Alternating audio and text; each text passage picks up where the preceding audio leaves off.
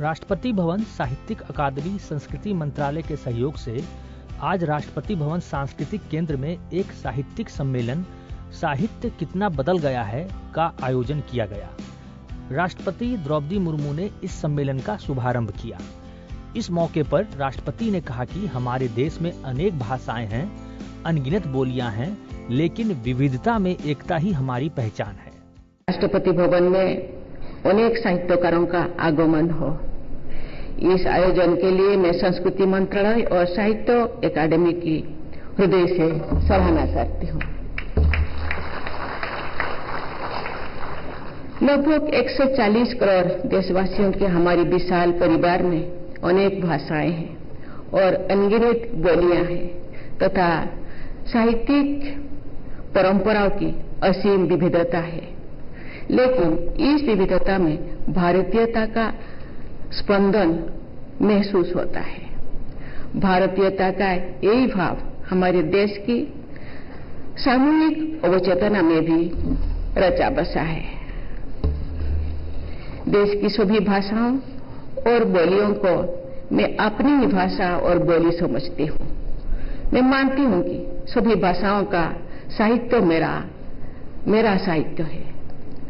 अपनेपन की इस भावना को व्यक्त करने के लिए मैं ओडिया भाषा में लिखित उत्कलमणि गोपबंधु दास की इन पंक्तियों का प्राय उल्लेख करती रहती हूँ। आज भी आपके सामने उसको दोहराना चाहती हूँ।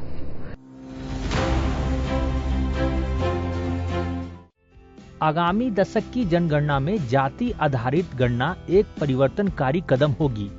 यह सामाजिक न्याय सुनिश्चित करेगी। दिल्ली में भारतीय सांख्यिकी सेवा के 2024 और 25 बैच के परिवीक्षाधीन अधिकारियों को संबोधित करते हुए उपराष्ट्रपति जगदीप धनखड़ ने ये बातें कही। The government has taken a great decision, and the decision is to include caste-based enumeration in the upcoming decadal census. It will be a transformative step, game-changing. It will help bring about social justice. It will be an eye-opener.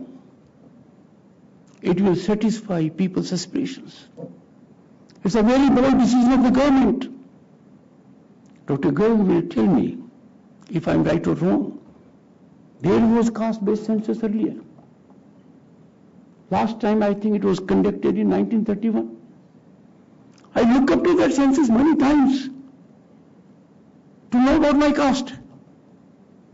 I therefore realize the import of caste-based enumeration. And we are also required, by use of data, to address demographic trends. Demographic trends are beyond statistics. They are dependent on analysis of statistics. In several ways, these variations define pulse of the nation's transformation. And therefore, understanding statistics in the perspective of demographic variation will help policymakers address security of the nation, preserve our sovereignty also, analyze the threat perception, and help us devise policies. Demography, and you come to know more about demography only from statistical analysis of raw figures, is a compass that will guide nation's journey for sustainable development. उपराष्ट्रपति ने कहा कि सटीक आंकड़ा विश्लेषण शासन को प्रतिक्रिया आधारित कार्यशैली से निकालकर दूरदर्शी नेतृत्व में बदल देता है। Your service has a rich legacy of nation building. You are part of a very distinguished cadre that has played a vital role in shaping evidence-based policy and governance in our country. It is very difficult to find a thing when the room is dark. If the room is dim lit, it will strain your eyes. But if it is well lit, the task is easier. Connect with your destination is seamless. This is what you shall be doing for rest of your life, changing our lives, including myself. Effective policy planning without robust statistics, you can compare it with a surgery in darkness. You can imagine how relevant your work is. Every digit in our national database represents a human story. Every trend line charts the trajectory of dreams. Let me give you a small illustration. उपराष्ट्रपति जगदीप धनखड़ ने आज दिल्ली स्थित किसान घाट पर पूर्व प्रधानमंत्री चौधरी चरण सिंह की पुण्यतिथि पर उन्हें श्रद्धांजलि अर्पित की। उपराष्ट्रपति ने कहा कि चौधरी साहब का पूरा जीवन किसान और ग्रामीणों को समर्पित रहा। चौधरी साहब का पूरा जीवन किसान और ग्रामीण को समर्पित रहा। उनका अटूट संकल्प ग्रामीण उत्थान, किसान विकास और 1939 में पहली बार देश में, जब देश गुलामी में था, आजाद नहीं हुआ था, चौधरी साहब ने सूदखोरों के चंगुल से किसान को मुक्त करने के लिए, उनकी ऋण समाप्ति करने के लिए प्रमुख भूमिका निभाई। चौधरी साहब ने सूदखोरों के चंगुल से किसान को मुक्त कराने के लिए प्रमुख भूमिका निभाई। 1952 में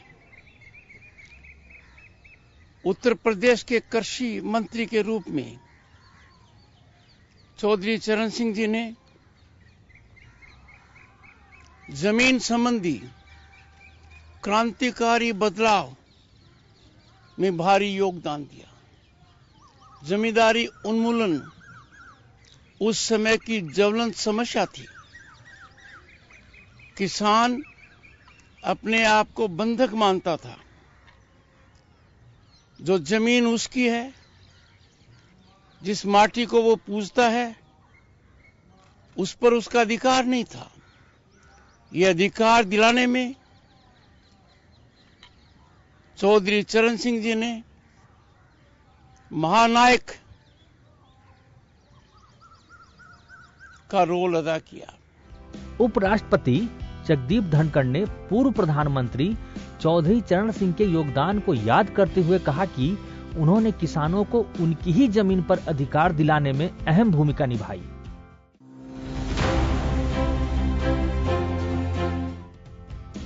उपराष्ट्रपति जगदीप धनखड़ ने दिल्ली में आयोजित एक समारोह में वर्ष 2025 के लिए मालती ज्ञानपीठ पुरस्कार प्रदान किए। इस मौके पर उन्होंने बालिका शिक्षा के महत्व पर जोर दिया।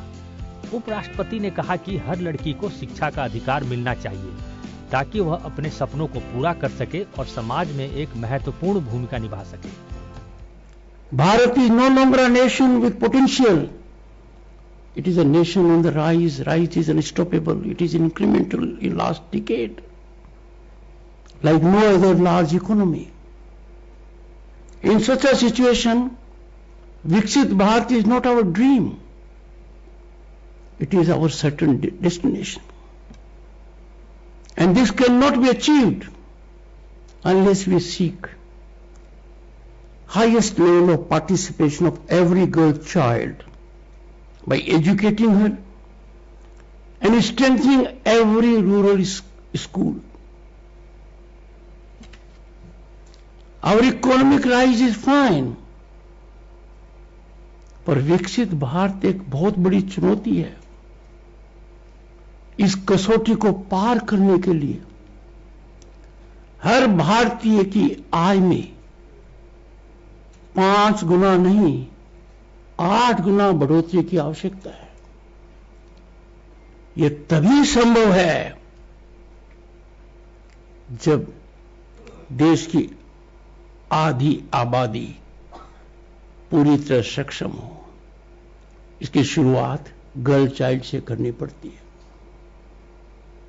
एक भाषण में कटारिया जी ने कहा था,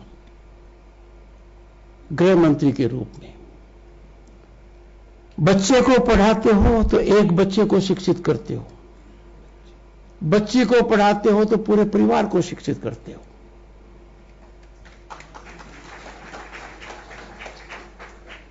उसके अंदर मैं जोड़ता हूं, अब कटारिया जी, तब से लेकर अब तक समय बदल गया। वो बात आज से 30 साल पहले की थी। आप राजस्थान विधानसभा में गृह मंत्री थे, मैं विपक्ष का विधायक था। अब एक बच्ची को पढ़ाओगे, that will be atomic power. उसका इंपैक्ट घर तक सीमित नहीं रहेगा, आगे बढ़ेगा।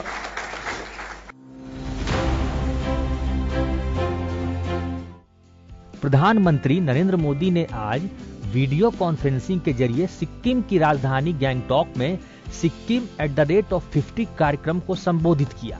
सिक्किम निवासियों को सिक्किम राज्य बनने की 50वीं वर्षगांठ पर बधाई देते हुए प्रधानमंत्री ने कहा कि सिक्किम के लोग भारत से न केवल भौगोलिक रूप से बल्कि इसकी आत्मा से भी जुड़े हुए हैं। साथियों, 50 साल पहले सिक्किम ने अपने लिए एक डेमोक्रेटिक फ्यूचर तय किया था। सिक्किम के लोगों का जनमन ज्योग्राफी के साथ ही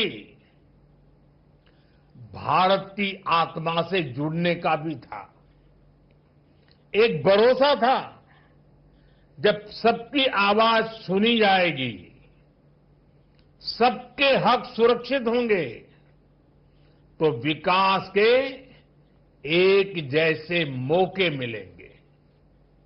आज मैं कह सकता हूं कि सिक्किम के एक एक परिवार का भरोसा लगातार मजबूत हुआ है और देश ने इसके परिणाम सिक्किम की प्रगति के रूप में देखे हैं।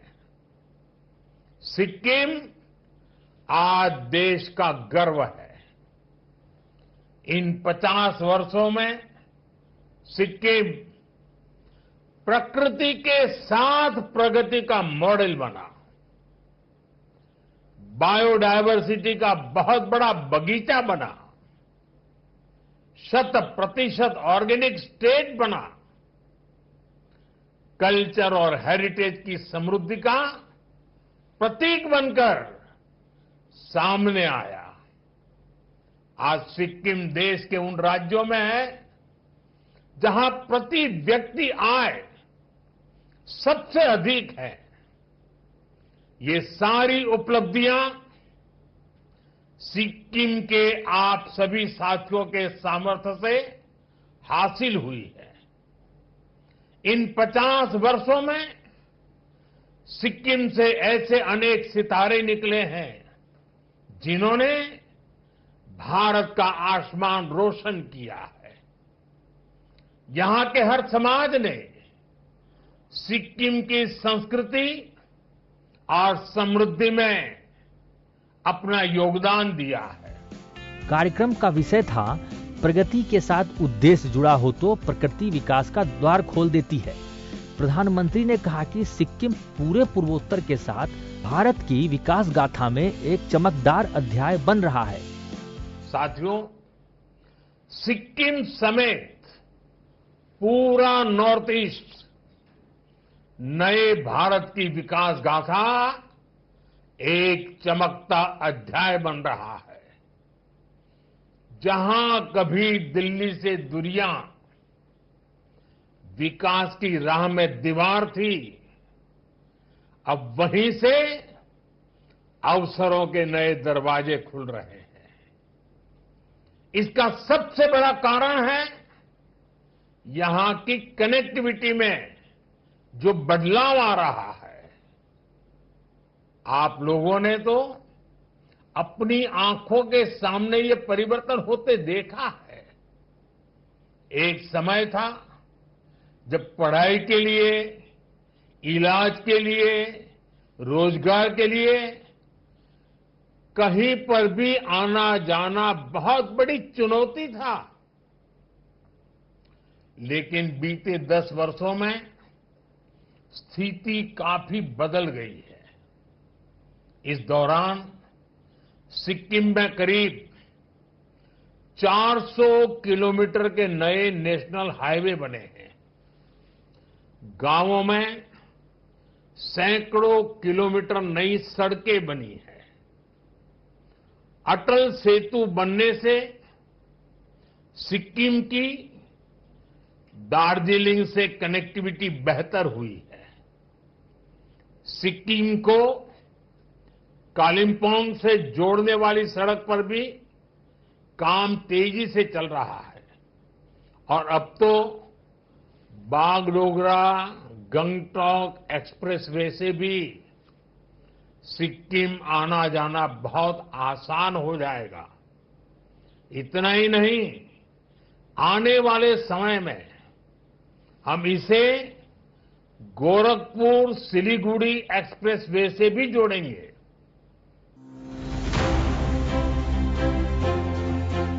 भारत में सिटी गैस डिस्ट्रीब्यूशन नेटवर्क के विस्तार की दिशा में एक महत्वपूर्ण कदम के रूप में प्रधानमंत्री नरेंद्र मोदी ने आज पश्चिम बंगाल के अलीपुरद्वार में सीजीडी परियोजना की आधारशिला रखी।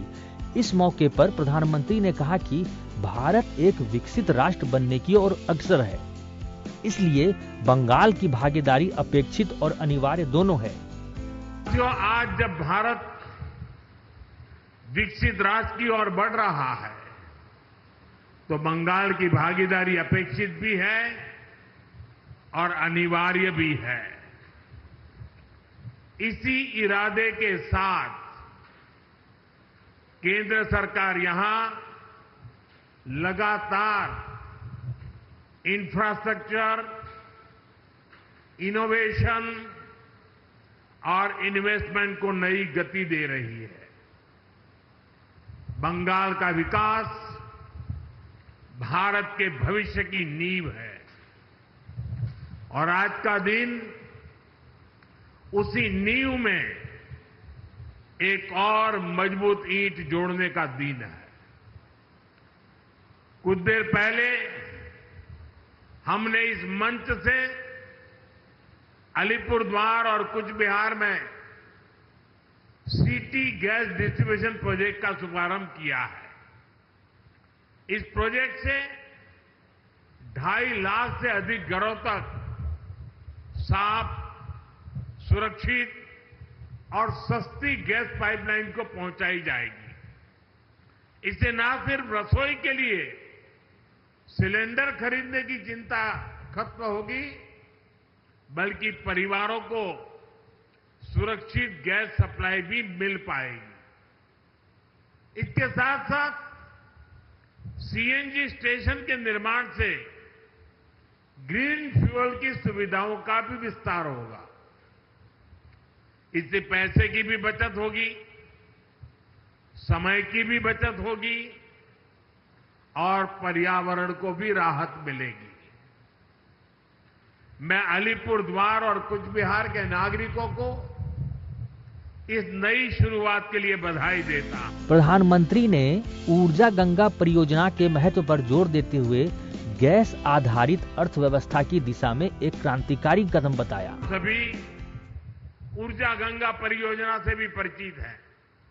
ये प्रोजेक्ट गैस आधारित अर्थव्यवस्था की दिशा में एक क्रांतिकारी कदम है। इस योजना के तहत गैस पाइपलाइन के पूर्वी भारत के राज्यों से जोड़ने का काम हो रहा है। अब पश्चिम बंगाल समेत पूर्वी भारत के अनेक राज्यों में गैस पाइप से पहुंच रही है।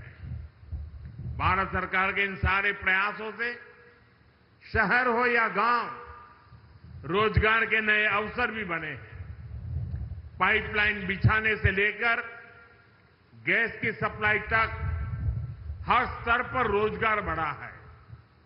गैस आधारित इंडस्ट्री को भी इससे बल मिला है। अब हम एक ऐसे भारत की ओर बढ़ रहे हैं जहां ऊर्जा सस्ती भी हो, स्वच्छ हो और सर्वसुलभ हो।